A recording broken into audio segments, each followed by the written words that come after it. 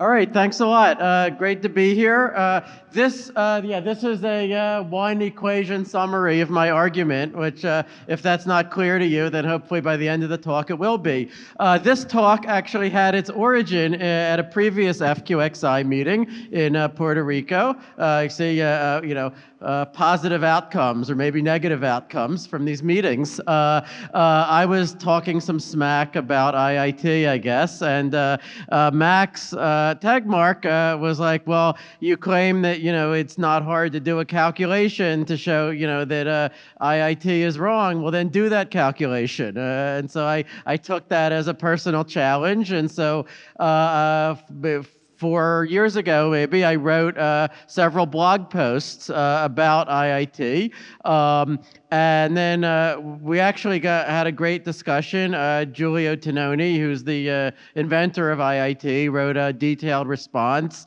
And then, in the comment section, we had Max, we had David Chalmers, I think, some others who were here. It was definitely one of the high points in the history of my blog, I think.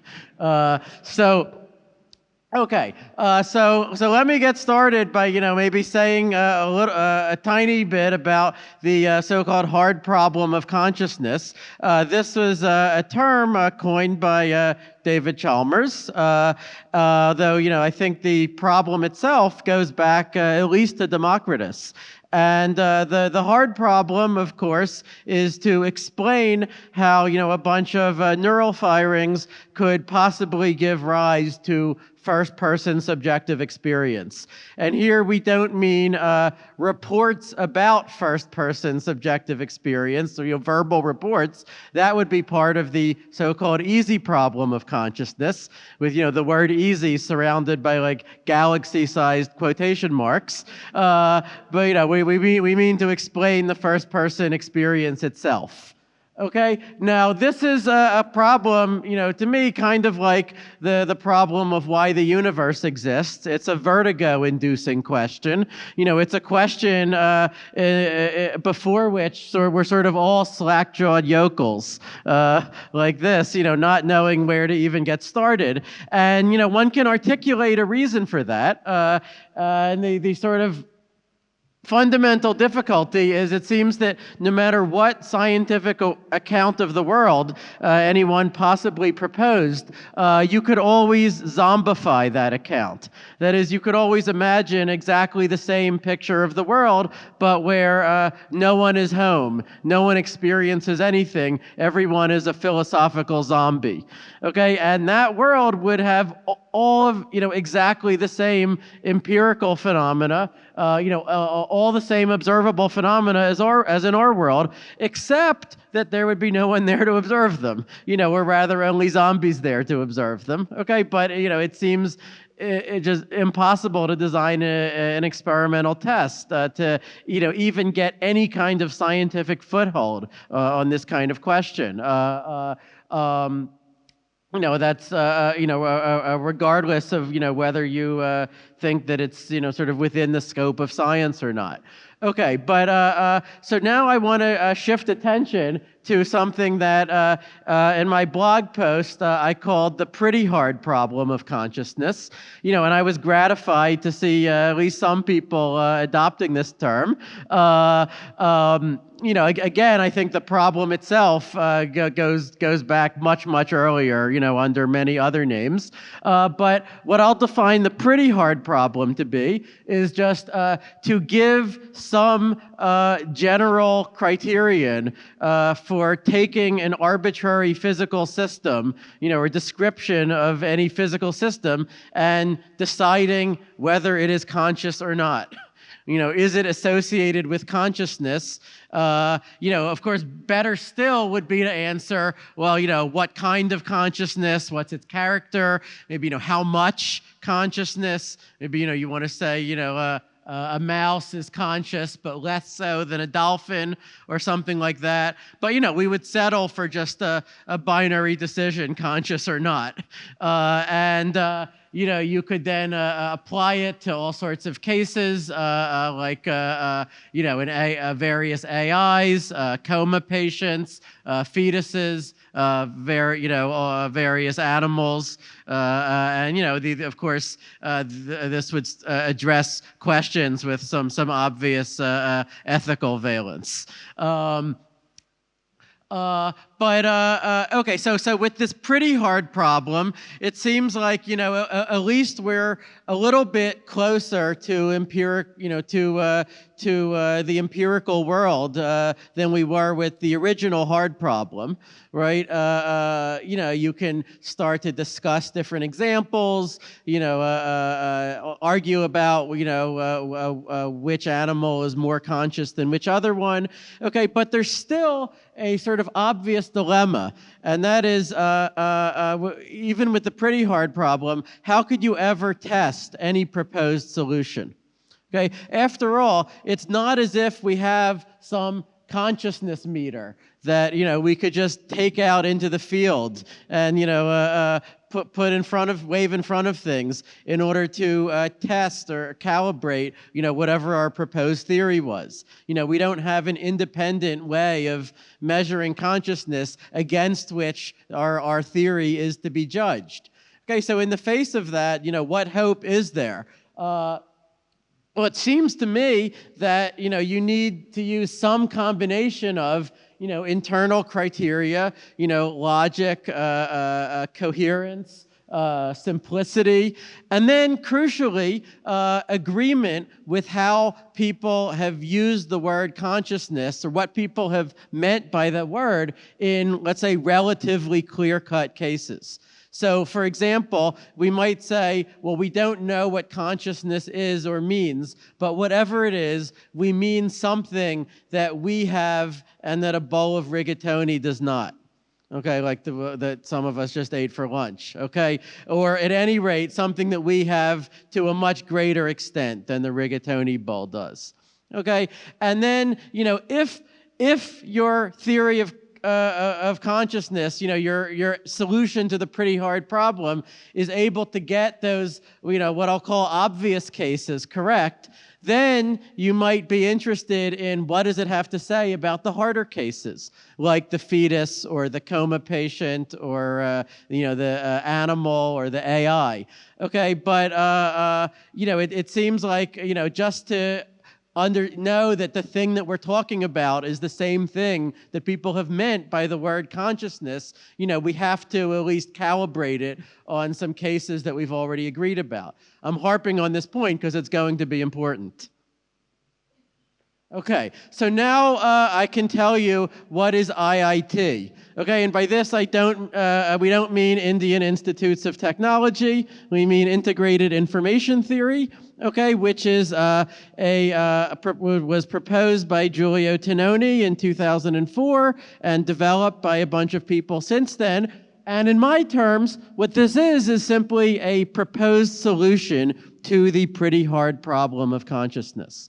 Okay, and I should say that I really respect IIT for sticking its neck out and actually addressing this problem and actually saying something about the problem that is relatively clear and concrete and falsifiable. In fact, so much so that in my view, it is actually falsified. Okay, but just to get to the stage of being clear and falsifiable is already further than many accounts of consciousness have gotten. Okay, so what does IIT do? Well, it starts by listing 5 axioms of experience, which are called intrinsic existence, composition, information, integration, and exclusion. Now, I've read the statements of these axioms many times. I don't feel that I've gotten a clear understanding of what they mean, but for reasons that will be clear shortly, it won't really matter for the purposes of this talk. Okay, next, and here's the crucial part, IIT proposes a numerical measure called phi. an appropriately, I don't know, impressive-looking Greek letter to measure the amount of information integration in an arbitrary physical system. Okay, so this is some number that you can calculate given a description of an abstract description of any physical system whatsoever. And the claim of IIT is that you calculate this number, and the larger it is, the more conscious your system is.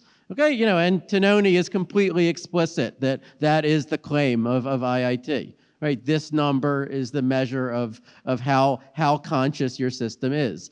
Okay, now where does this number come from? Well, the definition of phi is claimed to follow from the axioms. In all of the papers that I read, nothing even vaguely resembling a derivation of this measure is ever given.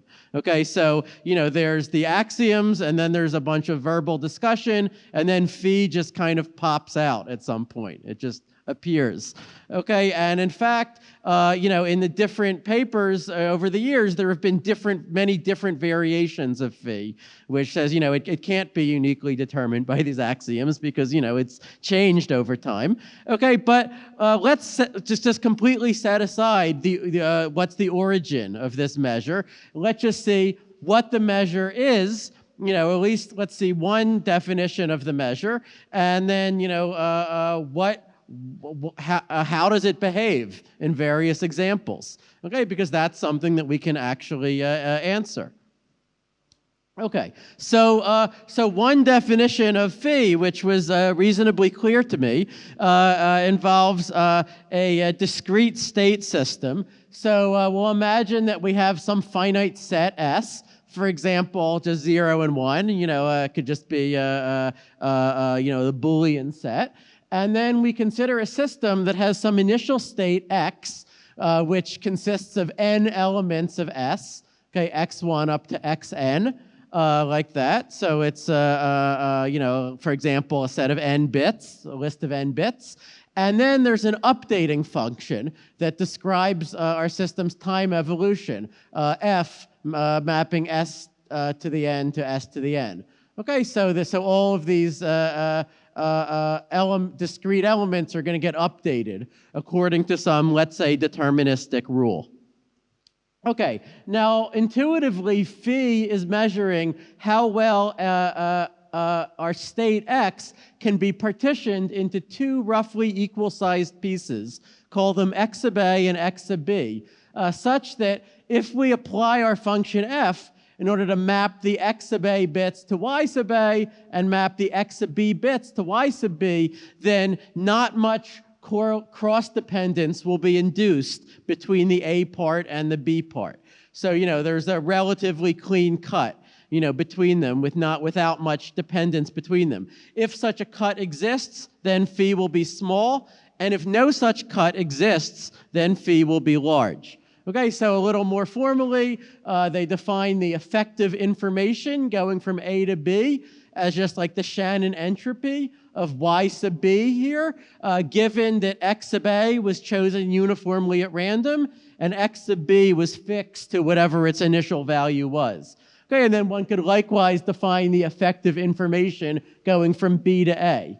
Okay, and then one defines phi across a particular cut, A comma B, right, which, there are 2 to the n choices for these cuts, or, 2 to the n minus 2, because both sides should be non-empty. And that's just the sum of the effective information from A to B plus the effective information from B to A.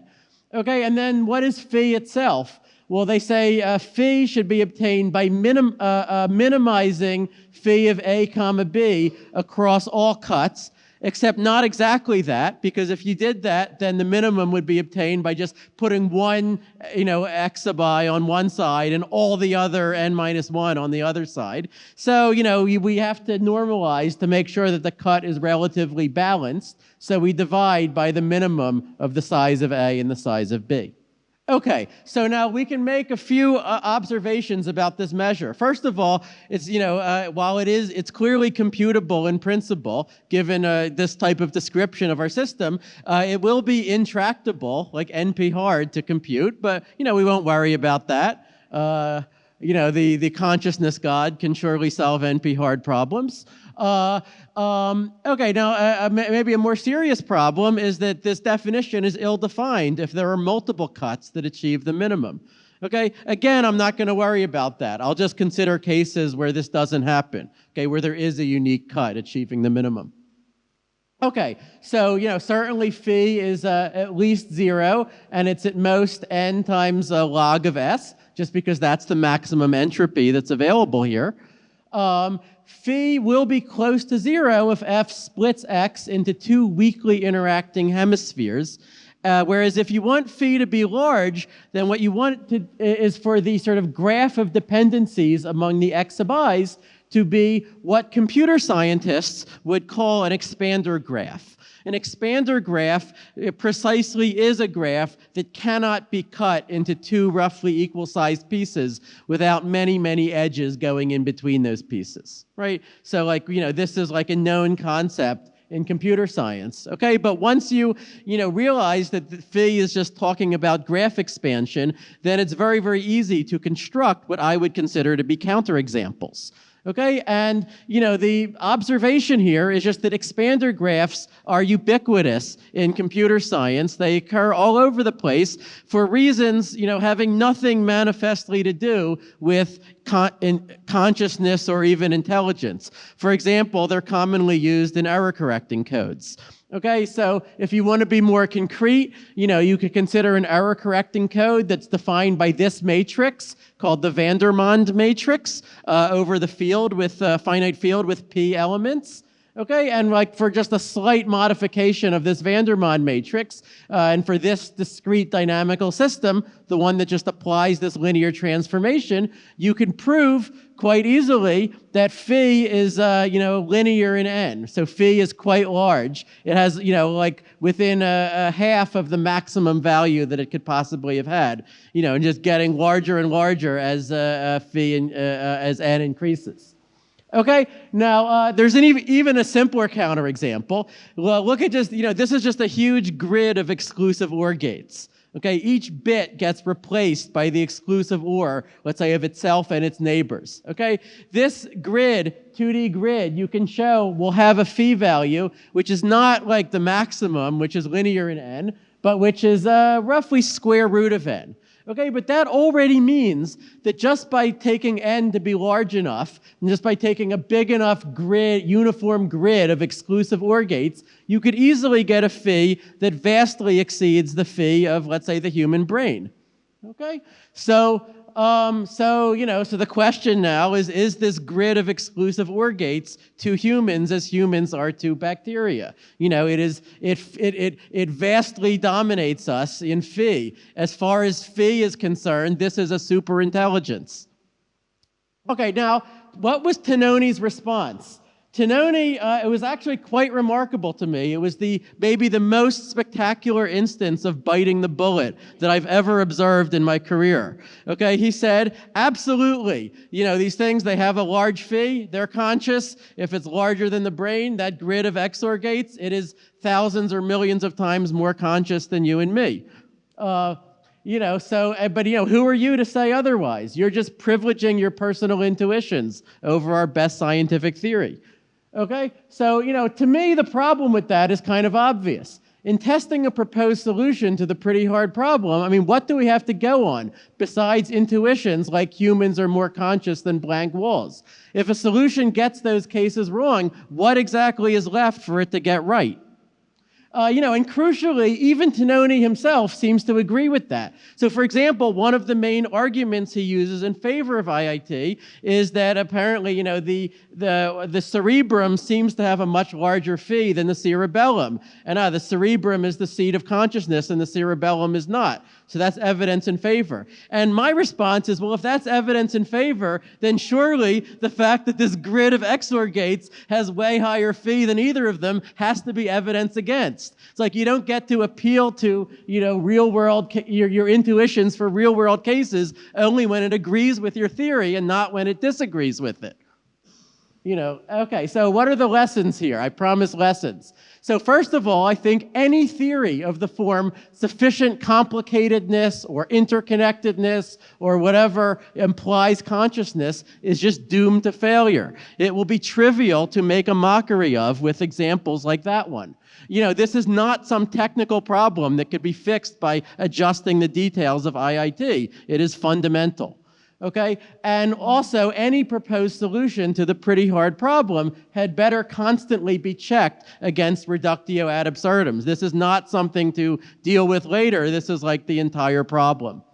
Okay, so, there are many other possible necessary conditions for consciousness that you could imagine. I'm not going to argue for any of these, but, intelligent behavior, passing some sort of Turing test, unpredictability to outside observers, ability to surprise, not being a giant lookup table or a Boltzmann brain, full participation in the thermodynamic arrow of time, in the sense of like amplifying microscopic degrees of freedom into permanent records. If you want to see more development of this idea about consciousness, you can look at my crazy essay, The Ghost in the Quantum Turing Machine. I don't think any of these give a necessary and sufficient condition, but maybe they're just in the direction.